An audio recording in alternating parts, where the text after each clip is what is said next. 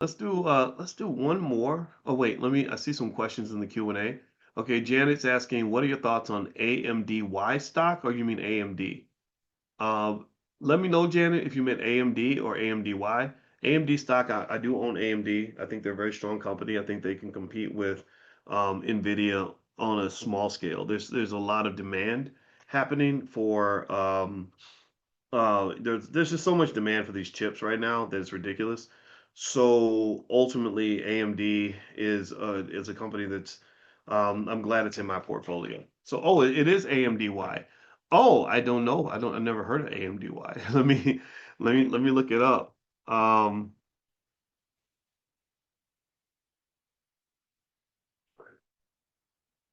Let me see. I don't know what they do. I don't know anything about. I know AMD though. I own AMD. I don't own AMDY. Um, Actually, I don't see an AMDY. Are you sure it's AMDY, Janet? Let me look on Robinhood. I'll look on Robin and see what I can find here. Oh, so she said yes. Okay, all right. So let me be quiet. Oh, Yield Max and Option Income Strategy ETF. Okay, seeks to provide current income and cap gains on advanced micro devices stock through a synthetic cover call strategy collateralized by cash in the U.S. Treasuries. Um, yeah, it's okay. It's okay. I don't personally like stuff like this because it doesn't have a lot of growth. I mean, if you buy it, if you bought this a year ago, it actually went down by 26%. Um, yeah, I'm not a big fan of it. I'm just not really sure what the benefit would be of holding this. Does it have a dividend? Does it pay a dividend, Janet? Let me know if there's a dividend because I'm looking for a dividend yield, but I don't see a dividend yield. If it pays a dividend, okay, if it pays a dividend, then that would make up for the 26% decline. If there's no dividend, then it wouldn't make any sense. Let me see here. I'm gonna try to find the dividend yield. Does it tell you what the dividend yield is, Janet? Did you see a number?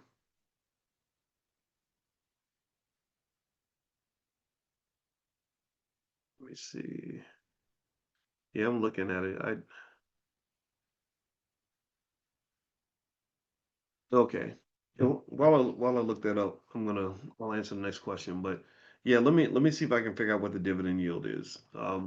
Okay, so let's see. Teresa, I'm sorry, Teresa says I'm thinking of moving from 401k to a self-directed account. Any considerations? Yeah, I would just make sure you're comfortable with the moves you make. I think self-directed is fine. I would not do anything crazy. But yeah, it's fine. Let's see here. So this let me see here. Oh, okay, they call it a distribution yield. Okay, so it's around 8 to 12%. Okay. And the yields go up and down month to month. Um, okay. So it's not a guaranteed dividend, but um I don't know. It's almost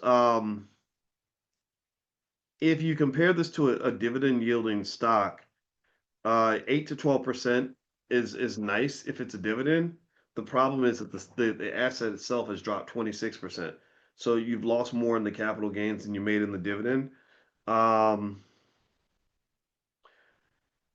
so here, yeah, you're just yeah, I'm not particularly in love with it because it can be somewhat risky.